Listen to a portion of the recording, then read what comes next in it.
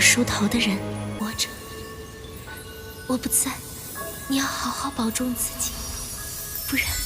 Сюжет боевого континента 5 полностью связан со смертью Сяо Ву, жены Тансана.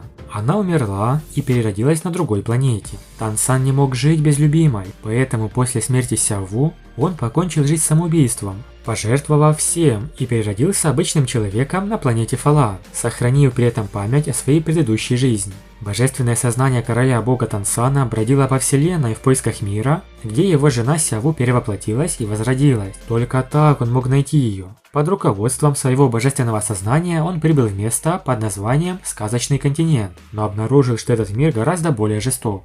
Это неудивительно, что Тансан так поступил, что он, что Сяо Ву не раз жертвовали собой ради друг друга. Тансан поклялся, что всегда будет с ней. В итоге он пожертвовал практически всем, своей божественностью, силой и всем остальным, ради Сяо Ву, чтобы найти ее реинкарнацию и снова быть вместе. Но возникает главный вопрос, почему Сяо Ву умерла? Неужели Тансан на уровне короля бога не мог ее спасти? Да и сама Сяо Ву также была богиней. Что могло ее убить? Все это мы рассмотрим. Причина смерти Сяо Ву довольно необычная, но сначала поговорим, что же с ней случилось после смерти. В этом новом мире Сяо Ву переродилась в девушку по имени Мэй Гунзы. К сожалению, в отличие от Тансана, она не помнит о своей прошлой жизни. Здесь она дочь Су Цинь и Лин Симо, и внучка великого императора монстров Белого Тигра и бессмертного великого императора монстров. В детстве ее внешность отличалась от прежнего облика. У нее были черные волосы и немного розовое лицо с изысканными чертами.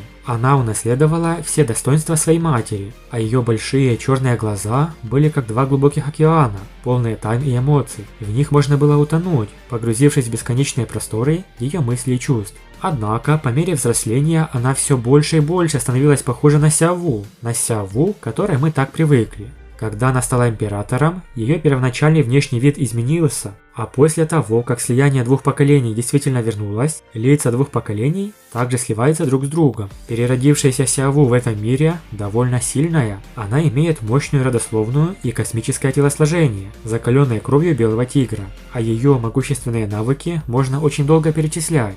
Теперь рассмотрим причину смерти Сяо Ву, из-за чего сам Тансан покончил с жизнью. Убить богиню просто так не получится. Да и Тансан точно не позволил бы никому навредить его жене. Поэтому, как мы уже говорили, причина ее смерти довольно необычная. И даже есть несколько версий этого. В боевом континенте 4 в последней главе описывается, как умерла Сяо Ву и что сделал Тансан. Уход Сяо Ву для него был самым мучительным. Когда он уже понял, что все необратимо, Тансан постепенно отпустил свои эмоции, так как твердо решил, где она, там и он будет. Он так и не рассказал детям, Танутун и Танвулину, настоящую причину, по которой Сяо Ву ушла из жизни. И это началось 10 тысяч лет назад, во времена восстания богов. Проснувшийся золотой король драконов в последний момент насильно ввел свою собственную сущность и безумное сознание в недавно родившегося Танвулина. В то время Тансан, чтобы спасти сына, наложил 18 последовательных печатей на тело Танвулина и был вынужден отправить его на боевой континент, в мир людей. Однако Тансан в это время тоже был сильно ранен, поэтому он не осознавал, что когда сила короля Золотого Дракона влилась в тело Танвулина,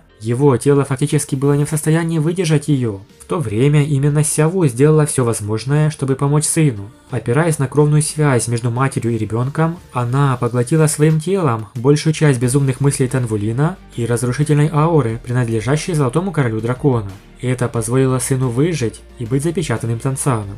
В то время Сяо Ву только что родила, и ее тело было довольно слабым. Разрушительная аура нанесла ей необратимый ущерб. Сила короля дракона действовала как яд, который поглощал ее жизненную силу. Если бы Сяо Ву вовремя сказала Тансану, возможно, он нашел бы способ помочь ей облегчить состояние. Но Божественное Царство в то время столкнулось с вторжением турбулентности Вселенной, а затем упало в черную дыру. Как глава Комитета Царства Богов и глава всех королей, Тансан находился под слишком большим давлением. Как в такой ситуации Сяо Ву могла отвлечь его для себя?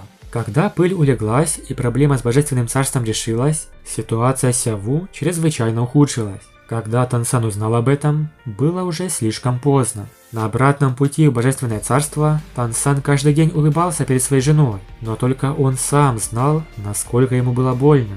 Даже если он вернулся и нашел свой изначальный мир, но чтобы позволить Сяову прожить еще несколько дней с надеждой, он не осмелился узнать своего сына. Он слишком много страдает, чтобы проводить больше времени с женой. В конце концов, он все равно не смог ее удержать. Однако Тансан почувствовал глубокое облегчение в своем сердце. Наконец он мог отложить все дела и отправиться на поиски жены. Вот такая нелегкая ситуация. Даже Тансан, король-бог, ничего не мог поделать и спасти Сяову. Однако он обязательно найдет ее, пусть и в другом мире. Сюжет Боевого континента 5 действительно интересный. Большое спасибо за просмотр. Напишите в комментариях, как вы думаете, стоило ли Сяову раньше рассказать Тансану о своей болезни? Может, все было бы иначе. Подписывайтесь на канал и всем пока.